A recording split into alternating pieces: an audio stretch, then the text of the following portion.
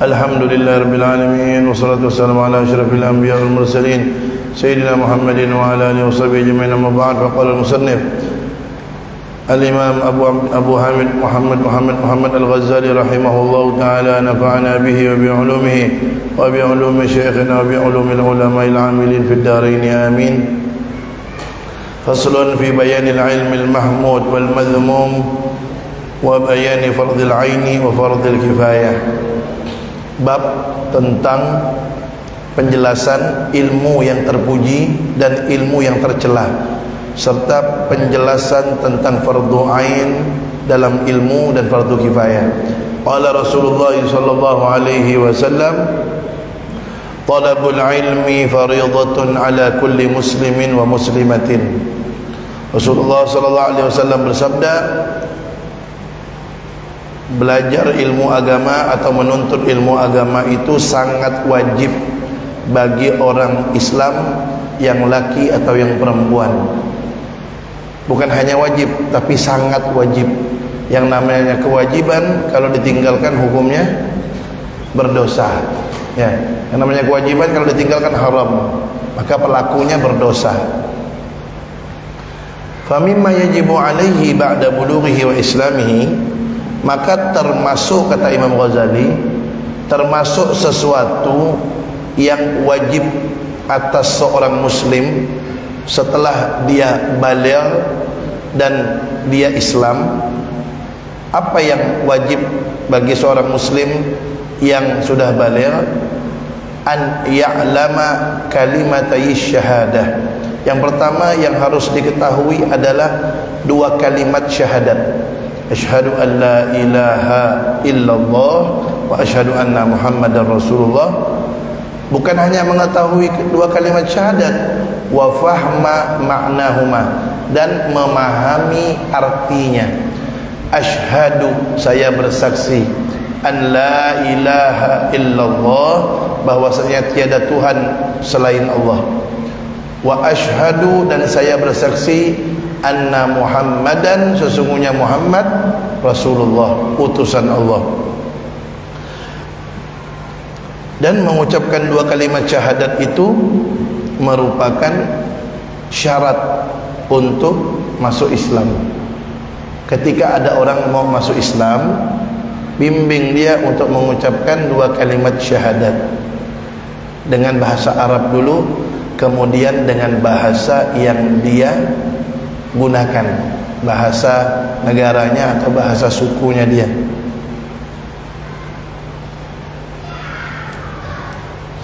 Apa kata Sahibuz Zubat dalam kitab Zubat itu disebutkan, awal wajibin alal insani ma'rifatul ilahi bistiqani wan nutqu bisyahadataini i'tubira bi sihhatil imani mimman qadara. Jadi mengucapkan dua kalimat syahadat itu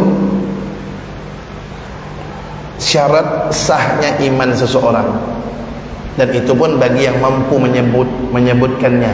Bimbing dulu, bimbing. Habis bimbing, terjemahkan. Kalau dibimbing dengan bahasa Arab tidak bisa juga, udah pakai bahasa yang dia bisa ucapkan. Tapi diutamakan bahasa Arab dulu, baru terjemahannya. Kalau tidak bisa, dengan terjemahan bahasa yang dia bisa. Kemudian kalau ada orang mau masuk Islam, mengucapkan dua kalimat syahadat, jangan tunggu. Jangan. Tunggu dulu ya. Saya panggilkan Ustaz. Kalau dia meninggal macam mana? Meninggal dalam keadaan non muslim. Orang kalau meninggal dalam keadaan non muslim, khalidina fiha abada, masuk neraka selama-lamanya, tak keluar-keluar. Orang kalau mati kafir, masuk nerakanya tak bisa keluar selama-lamanya. Tapi kalau dia sempat masuk Islam,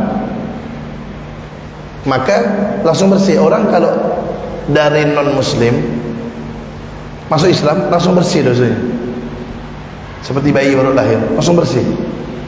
Maka kewajiban-kewajiban yang dulu selama dia kafir, dari mulai dia baligh sampai dia masuk Islam, misalnya dia baligh umur 12 tahun, dia masuk Islam umur 20 tahun, 8 tahun tuh semuanya, dosanya, kewajibannya, yang solat yang dia tinggalkan, puasanya, zakatnya, semuanya yang dia lakukan daripada dosa langsung dihapus oleh Allah dengan masuk Islam. Tapi kalau dia murtad, naudzubillah min dzalik, kalau ada orang Islam murtad misalnya setahun, masuk Islam lagi, itu semua kewajiban dia harus ganti, solat, puasa dan lain-lainnya. Tapi beda kalau sama orang kafir. Orang kafir masuk Islam semuanya dihapus oleh Allah. Kenapa? Untuk memotivasi orang kafir agar masuk Islam. Kalau orang murtad harus ganti, selama dia murtad, kalau balik Islam lagi harus ganti. Kenapa? Untuk mewanti-wanti dia jangan sampai murtad. Kalau murtad, selama dia murtad, kalau masuk Islam lagi itu harus diganti semuanya. Kalau enggak, tanggung jawab di hadapan Allah. Makanya kalau orang masuk Islam langsung masukkan. Misalnya depan antum masuk Islam, langsung bimbing aja langsung. Asyhadu an la ilaha illallah. Atau bimbing satu kalimat asyhadu. Habis itu baru terjemahkan, saya bersaksi bahwasanya tiada Tuhan selain Allah, dan saya bersaksi bahwasanya Nabi Muhammad utusan Allah. Kalau habis itu dia meninggal, husnul khatimah dia. Habislah dosanya. Dengan dia dua kalimat syahadat itu habis dosanya. Jangan tunggu. Tunggu dulu ya, saya panggilkan ustaz. Jangan, kalau keburu dia meninggal bahaya itu. Kesian dia nantinya. Orang masuk Islam nih, masukkan dulu. Udah masuk, baru panggil ustaz, baru dibimbing dia dengan ajaran Islam, ajarkan dia. Kemudian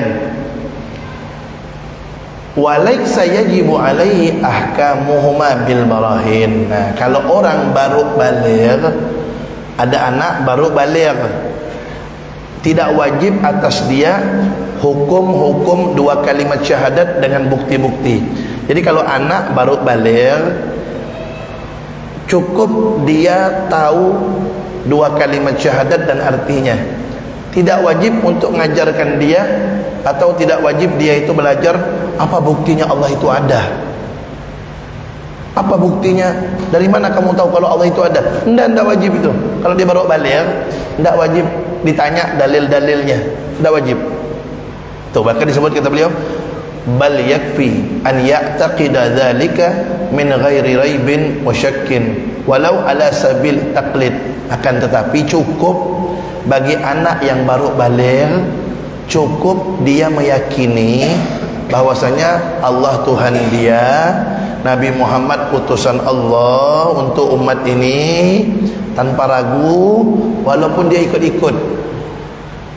Kalau dia ditanya orang, kamu apa Islam? Saya ikut bapak dan ibu saya. Boleh. Kenapa? Baru baligh soalnya. Jadi anak kalau baru baligh, dia Islamnya ikut-ikutan bapak ibunya masih boleh. Yang penting dia tahu ya dua kalimat syahadat dan dia tahu artinya. Itu dah cukup. Walaupun Islamnya ikut-ikutan bapak ibu, kalau baru baligh ya masih boleh itu. Wa hakadha kana yaf'alu Rasulullah sallallahu alaihi wasallam biman yuslimu min ajlafil Arab. Kata beliau, begitulah Rasulullah itu memperlakukan orang-orang Arab dulu yang keras-keras itu ketika dia masuk Islam.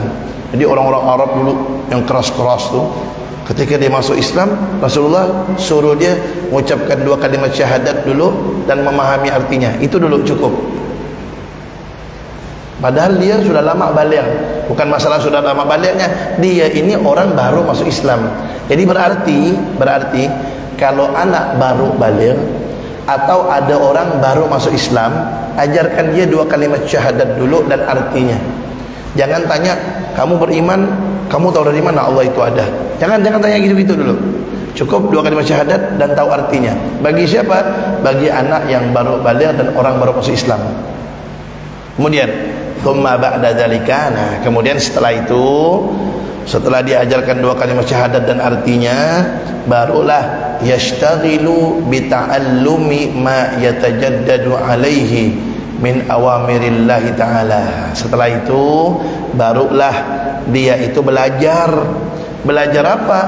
Belajar melaksanakan perintah-perintah Allah. Kas-shalah, seperti salat, bihasabi tajaddudil awamir, sesuai dengan perintah-perintah Allah yang wajib dia lakukan. fa yata'allamu shalah inda wujubiha wa yasta'iddu laha qabla wujubiha. Maka orang yang seperti itu wajib belajar ilmu tentang solat. Wa kadzalika shiyam, dan ilmu tentang puasa. Ayo, kita nih yang hadir di sini, yang udah pasti kita nih kan wajib solat. Kalau ditanya orang, ilmu apakah yang wajib kita pelajari? Ilmu yang wajib dipelajari adalah ilmu yang berkaitan dengan kewajiban yang harus kita lakukan. Yang harus kita lakukan apa? Solat. Berarti kita wajib belajar ilmu tentang solat. Kita wajib apa? Puasa. Berarti kita wajib belajar ilmu tentang puasa. Orang miskin, fakir miskin, tak wajib zakat kan? Maka dia tak wajib belajar ilmu tentang zakat. Tapi kalau dia belajar boleh, tapi tidak wajib. Orang yang belum mampu haji tidak wajib belajar ilmu tentang haji. Kenapa? Karena dia belum wajib haji. Tapi kalau dia sudah wajib haji, sudah ada pengumuman tahun ini dia berangkat, wajib dia belajar ilmu tentang haji. Paham ya? Jadi ilmu yang wajib dipelajari adalah ilmu yang wajib untuk kita lakukan. Itu contohnya. Apa lagi ilmu yang wajib kita pelajari? Ilmu tentang hati, membersihkan hati.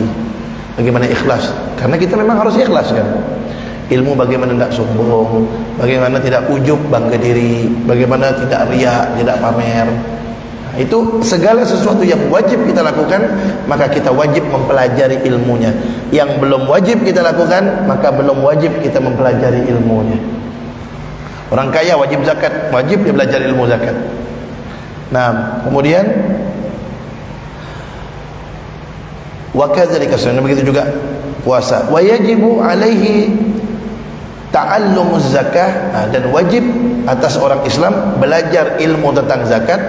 In kana yamliku ma tajibu fihi zakah, kalau dia memiliki harta untuk dizakatkan. Tuh. Inda tamamil haul ba'dal Islam, ketika sudah sempurna haul, artinya haul itu sudah tiba waktunya untuk mengeluarkan zakat, dan dia orang Islam, maka wajib dia mempelajari ilmu tentang zakat.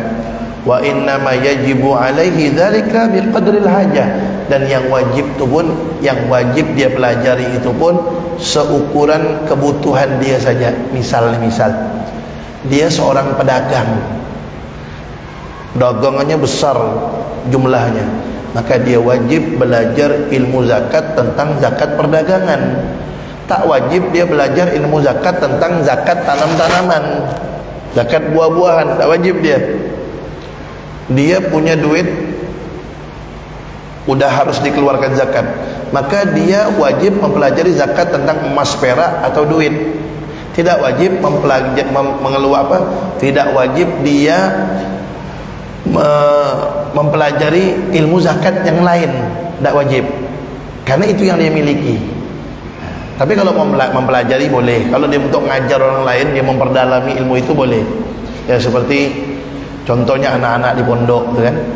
Dia pelajari semua ilmu, belajar tentang zakat, belajar tentang haji dan lain. Padahal mereka kan tak wajib zakat, tak wajib haji.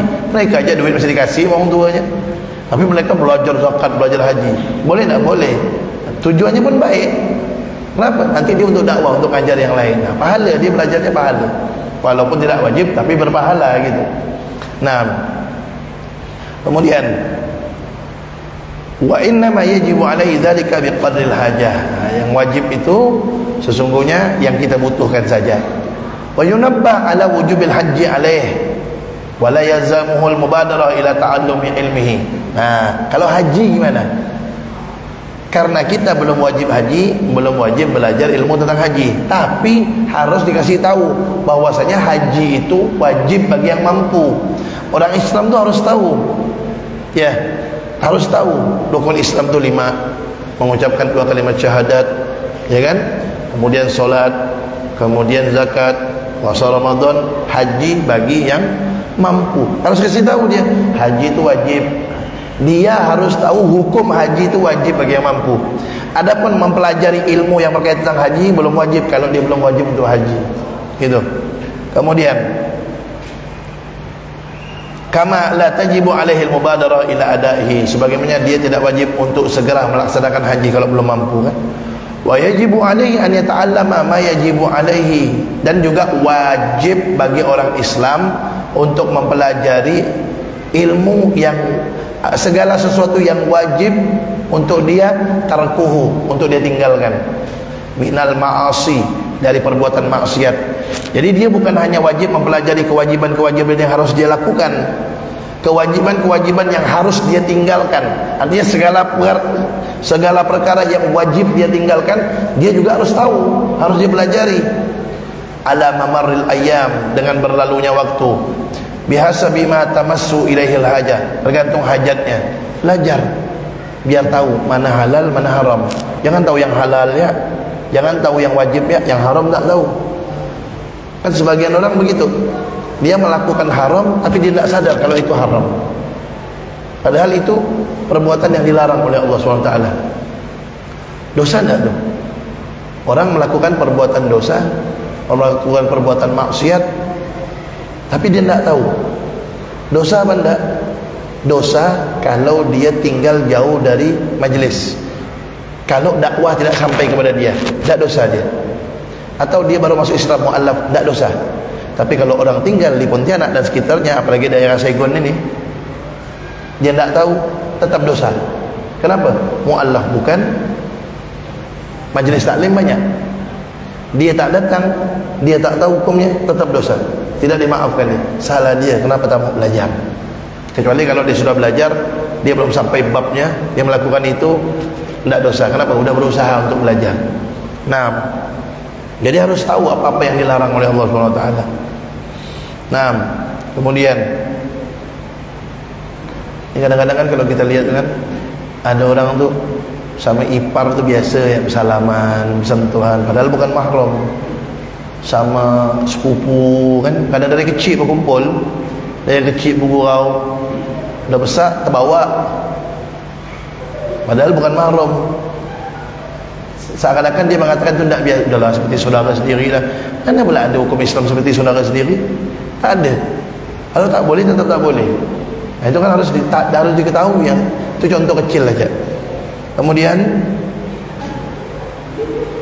bapak pakai celana pendek depan anaknya yang udah besar, anak pakai celana pendek depan bapaknya udah besar, yang depan bapaknya, anaknya udah besar pakai celana pendek depan bapaknya. Emaknya pakai daster, potong bawang di dapur, angkat daster sampai ke paha, anak nengok. Nah, itu kan dosa. Tapi itu banyak terjadi. Mereka menyangka itu seakan-akan tidak apa-apa, padahal itu apa-apa di sisi Allah. Artinya dosa. Kan tak tahu. Kalau tak tahu itu yang dimaafkan tadi itu dua, mu'allaf dan orang yang tidak sampai dakwah kepadanya. Tak sampai dakwah itu maksudnya dia tinggalnya jauh. Ustaz, saya ini pun tak sampai ke dakwah kepada saya ini, Ustaz. Tahu tak sampai dakwah? Karena ente tak mau hadir majelis taklim. Yang maksudnya tak sampai dakwah tu memang tak ada dakwah sampai ke tempat dia. Sinyal tak ada, ustaz tak ada. Sini sinyal ada, ustaz banyak. Dia yang tak mau pergi. Nah, kemudian fa in khatara bi balihi syakkun, maka apabila terlintas di hatinya, di hati seorang muslim, syakkun, keraguan, fi mu'taqadatihi, dalam keyakinannya, dia ragu misalnya, ragu dalam keyakinan, keimanan dia ragu, maka wajaba alaihi, wajib atas dia al-khawdu, untuk memperdalami, fit ta'allum, di dalam mempelajari, wan nazar, dan memperhatikan, biqadri ma yuzilu syak, dengan ukuran sekiranya keraguan dia bisa hilang. Jadi kalau tiba-tiba nih ada seorang muslim hatinya ragu dengan apa yang dia yakini selama ini daripada keimanannya, keislamannya, dia ragu, maka orang yang seperti itu harus hilangkan keraguannya, harus mantapkan keyakinannya. Maka dia wajib belajar untuk menghilangkan keraguan agar mantap keyakinannya. Harus tuh, jangan terus berada dalam keraguan-raguan. Tak boleh. harus mantapkan keyakinannya. Macam mana? Belajar, duduk sama guru. Kalau belajar tu ingat ya, belajar tu duduk sama guru. Jangan belajar pandai-pandai ngambil buku sendiri. Jangan. Man la syaikha lahu fa syaikhuhu syaitan. Siapa yang belajar tanpa guru, maka gurunya setan. Banyak terjadi itu ya, banyak. Di dalam kitab Al-Manhalul Latif karangan Abu Ya Said Muhammad Al-Maliki itu, di situ ada cerita. Ada seseorang belajar tanpa guru. Dia baca kitab. Dalam kitab itu ada hadis Nabi. Hadis Nabi itu berbunyi, Al-habbatus sauda syifa min kulli da. Jintan hitam obat segala penyakit, kata Nabi. Karena kitab itu kitab lama, kitab buruk. Ba itu al-habbatus sauda, ba-nya itu kena air, jadi kembar dua, jadi ya. Dia baca ya. Al-hayyatus sauda syifa min kulli da. Al-hayyah itu artinya ular. Al-habba artinya biji. Al-habbatus sauda biji hitam. Biji hitam itu apa? Jintan hitam. Al-hayyatus sauda ular hitam. Obat segala penyakit. Karena dia tak pakai guru, dicarinya ular hitam, dia masak, dia makan, langsung buta. Matanya langsung buta dan langsung mati pada saat itu juga. Karena apa? Karena belajar tanpa guru. Dan itu banyak ceritanya. Hati-hati. Nah, kadang-kadang kan ada orang datang ke toko-toko buku, yang ambil ya buku ni, entah itu ajaran apa tak tahu. Sekarang ni ajaran banyak yang menyesatkan. Ambil, kadang-kadang kan judulnya kan bikin menarik itu di toko-toko buku tu. Ambil buku, covernya bagus, judulnya menarik, ambil, baca. Ternyata solat tu cukup ingat ya. Tak perlu solat rupanya. Baru tahu saya ni. Asal ditelannya, tak pakai tanya-tanya lagi. Ternyata selama ini saya tak tahu. Rupanya kalau orang sudah sampai kepada Allah tu cukup ingat ya. Tak perlu solat, ingat, dah cukup. Itu bahaya. Itu ada di penjara tu macam itu ajaran tu. Cukup ingat ya, tak perlu solat. Lebih tinggi dari Nabi Muhammad derajatnya. Nabi Muhammad dia solat sampai bengkak kakinya, dia tak perlu solat, cukup ingat ya. Seakan-akan kan dia lebih tinggi dari Nabi Muhammad tu. Sahabat kalah sama dia. Sahabat yang solat, sahabat tu lagi perang solat, dia tak ada, cukup ingat ya.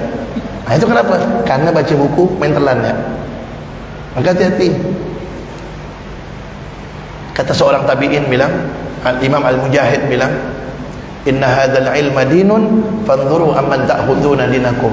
Sesungguhnya ilmu ini adalah agama, maka lihat-lihatlah dari siapa kalian mengambil ilmu agama ini. Lihat guru. Ini guru belajar di mana, sama siapa gurunya nyambung ke siapa gurunya, harus tahu. Jadi biar jelas sanad keilmuannya harus sampai ke Nabi Muhammad SAW. Jangan main sembarang-sembarang belajar, karena takut-takutnya ilmunya nyampe ke Fir'aun atau Abu Jahal. Hati-hati. Nah, itulah perlunya belajar tu ada guru, harus ada guru yang membimbing. Jadi ada tempat untuk bertanya, itu ada. Nah, kemudian apalagi sekarang zamannya medsos ni. Buka YouTube, buka Facebook, buka TikTok, buka IG, macam-macam ceramah, kajian. Main dengar ya, lewat kan, tengok muka ustaz ganteng, tampilan bagus, dengar. Karena dia tak punya basic dan tak punya guru yang mengarahkan. Oh begitu ya, oh begitu ya. Jadi selama ini bapak emak saya yang saya ajarkan saya ini salah rupanya. Selama ini bapak saya tahlil itu salah rupanya ya. Kan begitu akan ujung-ujung. Orang tua disalahkan dia baca tahlil. Oh ternyata maulid itu tak boleh. Salah kan, akhirnya menyalahkan orang. Padahal apa yang diajar oleh bapak dan nenek moyang datuk kita semua itu betul. Tahlil, talqin, maulid, semuanya betul, semuanya ada dalilnya dan semuanya ada dasarnya. Karena dia belajar tak pakai guru, main telannya. Tengok, akhirnya tak ada yang bimbing dia, tak ada tempat dia bertanya, masuk. Lebih cepat sekarang ni. Aliran sesat sekarang lebih cepat masuknya. Kenapa? Ada medsos ini. Itu bagi yang tak punya guru. Na'udzubillah min zalik. Kemudian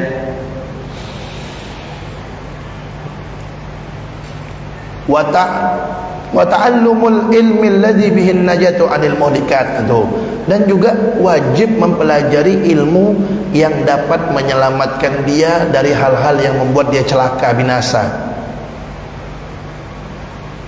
wa ta'allumul ilmi alladhi bihi najatu 'anil muhlikat wal fawzu bid darajat. Dan juga bukan hanya belajar wajib ilmu tentang solat, belajar ilmu tentang puasa dan apa-apa yang wajib kita lakukan, dan juga bukan hanya wajib belajar ilmu untuk meninggalkan yang haram, juga belajar ilmu tentang apa yang membuat seorang muslim itu selamat daripada hal-hal yang dapat membinasakan, mencelakakan dia, dan apa ilmu yang dapat membuat dia beruntung dengan derajat yang tinggi di sisi Allah SWT. Bagaimana bisa beruntung kalau tidak tahu ilmunya? Bagaimana bisa selamat daripada hal-hal yang membinasakan kalau tidak tahu ilmunya? Wa tahsiluhu aidan fardun alaihi, dan berusaha mendapatkan ilmu itu juga fardun alaih. Jadi ketika kita pergi ke majelis taklim, maka hukum kita pergi ke majelis taklim itu wajib. Bukan hanya belajarnya, kita pergi itu hukumnya wajib. Kenapa? Karena kita ingin mempelajari apa yang wajib untuk kita lakukan dan apa yang wajib untuk kita tinggalkan. Nah, wa ma wara'a dzalika minal ulum, adapun ilmu-ilmu yang lain selain itu fardu kifayatin, maka itu fardu kifayah. Fardu kifayah artinya kalau sebagian orang sudah melaksanakan, yang lainnya tidak dosa. La fardu ainin, itu bukan fardu ain kalau ilmu-ilmu yang lain. Nah, jadi saya ulangi, ilmu yang wajib dipelajari seseorang adalah ilmu sesuatu yang wajib untuk dia lakukan, seperti solat, puasa. Zakat tidak wajib dipelajari orang miskin. Haji belum wajib dipelajari bagi orang yang belum wajib haji. Kemudian wajib juga bagi orang muslim yang baligh, maka dia wajib juga mempelajari ilmu hal-hal yang harus dia jauhi dari perbuatan maksiat. Begitu juga ilmu yang membuat dia selamat daripada hal-hal yang membinasakan, mencelakakan dia, dan hal-hal yang membuat dia beruntung dapat derajat yang tinggi di sisi Allah Subhanahu wa taala. I'lam anna darajatil ulumi biqadri gurbiha min ilmil akhirah wa ba'daha. Ketahuilah, kata beliau, sesungguhnya derajat-derajat ilmu itu tergantung kedekatan ilmu itu dari ilmu akhirat dan hal-hal yang berkaitan setelah akhirat. Jadi ilmu apa yang paling tinggi derajatnya? Ilmu yang paling tinggi derajatnya adalah ilmu yang berkaitan dengan akhirat. Makin dekat kaitannya dengan akhirat, makin tinggi itu ilmu.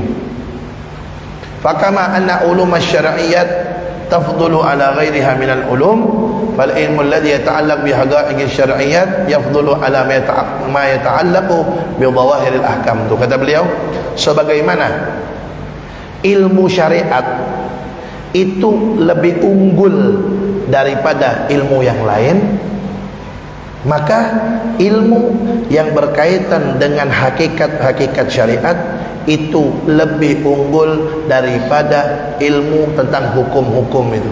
Artinya gini, ilmu umum sama ilmu syariat, mana yang lebih utama? Ilmu syariat, kata beliau, ilmu syariat. Kemudian di dalam ilmu syariat itu ada dua, ada ilmu tentang zahir. Zahir itu artinya tentang rukun solat, syarat solat, rukun puasa itu. Ada ilmu tentang batin, tentang hati. Ilmu tentang zahir dan batin ini mana yang lebih utama? Yang batin. Tapi batin ini tidak bakal bagus kalau zahir tidak dilakukan. Maka saya ulangi, kata beliau, ilmu syariat lebih unggul daripada ilmu umum. Makanya kata beliau tu ilmu syariat dulu. Ini syariatnya pondasi belum kuat, dah ilmu makrifat dah. Tak ada syariat kamu pakai. Tariqat, hakikat, makrifat. Syariat tak dipakai. Itulah ujung-ujung tak solat tu. Karena tidak belajar ilmu syariat. Kata beliau syariat dulu, pondasi harus kuatkan. Masjid ni bakal roboh kalau pondasinya tak kuat. Agama Islam seseorang akan roboh, akan hancur kalau pondasinya tidak kuat. Apa pondasinya? Syariat. Tak bisa naik tiang, naik atap, naik dinding, tak bisa kalau pondasi tidak kuat. Pondasinya kuatkan, yaitu syariatnya. Nah, ilmu syariat itu ada yang zahir secara tampak seperti rukun salat, puasa dan lain-lain, dan batin. Batin itu yang berkaitan dengan hati tadi itu, ikhlas, biar tidak sombong dan lain-lain itu. Dan jangan sampai ilmu zahir dan batin ini dibenturkan. Apa contohnya orang benturkan ilmu zahir dan batin? Contoh nih, kadang-kadang ada perempuan tak pakai kerudung. Apa dia bilang? Umur dah tua dah. Apa dia bilang? Kenapa tak pakai kerudung? Alah, yang pakai kerudung aja masih busuk hatinya, suka ngomongkan orang. Mending saya tak pakai kerudung tapi saya bisa jaga mulut, kata dia. Padahal orang yang pakai kerudung dia udah plus dapat satu, nutup aurat. Hatinya kotor, nah berarti kurang satu dia. Yang tak pakai kerudung berarti dia kurang satu. Kalau hatinya bersih berarti dia dapat satu, kurang satu tapi tetap. Yang bagus dua-duanya, pakai kerudung dan hati bersih gitu. Dua-duanya nih harus dilaksanakan. Hati bersih tak pakai kerudung salah juga. Pakai kerudung hati kotor salah juga. Apalagi sampai tak pakai kerudung ngolok orang lagi. Udah tak pakai kerudung, lah si dia ada nunjuk orang. Dia tu hati kotor, pakai kerudung, mendingan saya. Udah mendingan saya tu. Udah tak pakai kerudung mendingan saya. Kalau udah kata-kata mendingan saya tu berarti kan dia bangga diri, ujub. Saya lebih baik dari dia. Macam iblis lah, saya lebih baik daripada Adam. Tinggal di surga, diusir sama Allah. Ini belum tinggal di surga. Iblis itu tinggal di surga, diusir gara-gara bilang saya lebih baik daripada Adam, tak mau sujud. Nah jadi zahir sama batin tu tak bisa dipisahkan. Ada orang bilang solat tapi suka ngomongan orang. Mending saya tak solat tapi tak ngomongan orang. Salah juga. Solat tu kewajiban, ngomongan orang itu dosa. Jadi dua-duanya harus solat, jangan ngomongan orang gitu. Kalau dia solat masih ngomongan orang, tapi solatnya udah gugur kewajibannya, tinggal ini aja diperbaiki. Nah kalau ini tidak ngomongan orang tapi tidak solat, lebih parah. Kenapa? Tak mau sujud sama Allah. Lebih parah dari iblis malahan dia. Iblis tu sujud sama Allah, dan dia ni tak mau sujud sama Allah. Kurang lebih Fir'aun lah. Cuma dia tak ngaku Tuhan ya. Fir'aun kan udah tak mau sujud, ngaku Tuhan. Nah, dia tak ngaku Tuhan. Nah jadi dua-duanya harus. Kemudian Nabi itu dah betul lah jadi panutan. Nabi itu dah betul jadi panutan. Nabi solat, Nabi puasa, Nabi jaga akhlak, Nabi ngajarkan bersihkan hati. Udah Nabi itu jadi panutan. Jangan cari panutan yang lain. Kalau ada panutan yang bertentangan dengan Nabi, jangan diikuti. Ada panutan tak sesuai dengan Nabi, jangan jadikan panutan. Dia ngajarkan bersihkan hati, tak solat, jangan jadi panutan. Kenapa? Beda dengan Nabi Muhammad. Jangan. Kalau mau fanatik tu, fanatiklah kepada Allah, fanatiklah kepada Al-Quran, fanatiklah kepada Nabi Muhammad. Itu bagus kalau fanatik. Kenapa? Karena itu tak pernah salah. Allah tak pernah salah, Al-Quran tak salah, Nabi tak pernah salah kalau mau fanatik. Tapi kalau sama guru, sama organisasi, jangan fanatik. Kenapa? Karena dia bisa salah. Ketika organisasi salah, ketika guru salah, tak sesuai dengan Allah, tak sesuai dengan ajaran Allah, dengan Al-Quran, dengan Nabi Muhammad, tak sesuai, tinggalkan ini guru, tinggalkan ini organisasi, ikut ini. Ini kadang-kadang ini organisasi, ini ketua dia ini guru dia, bertentangan jelas-jelasan dengan Al-Quran, dengan ajaran Allah, dengan ajaran Nabi. Ada, ini tak dipakainya, ini yang diikutnya. Ini jelas-jelas bertentangan. Itu namanya fanatik buta tu. Itu fanatik buta namanya. Kalau mau fanatik sama Allah, sama Rasulullah, sama Al-Quran, yang ajaran Allah yang dibawa Nabi Muhammad SAW. Selesaikan dikit. Kemudian kata beliau, fal ilmu alladhi yata'allaq bihaqaqi syariat yafdhulu ala ma yata'allaq bi dhahir al-ahkam. Fal faqih yahkumu ala adh-dhahir bis-sihha wal fasad wa wara'ahu ilmun yu'rafu bihi kaunul ibadah maqbulah atau mardudah, wa dzalika min ulumis sufiyah ala ma sayati. Kata beliau, kalau orang ahli fikih, dia tahu tentang sah dan tidaknya solat atau ibadah seorang sesuai dengan hukum fikih. Tapi kalau mau tahu itu ibadah diterima apa enggak, maka itu adalah ahli sufi yang tahu. Kenapa? Karena urusan diterima apa enggak ibadah tu bukan hanya syarat dan rukun, juga termasuk kekhusyuan hati. Dua-duanya harus. Khusyuk ya tak solat mana bisa? Solat saja tak khusyuk, solatnya gugur kewajibannya. Urusan pahala tergantung kadar kekhusyuan. Ya, kata Nabi, pahala solat seseorang itu tergantung kadar kekhusyuannya. Kalau ada orang solat tak khusyuk, tapi syarat rukunnya betul, sah tak solatnya? Sah. Gugur tak kewajibannya? Gugur. Urusan pahala belum tahu. Kenapa?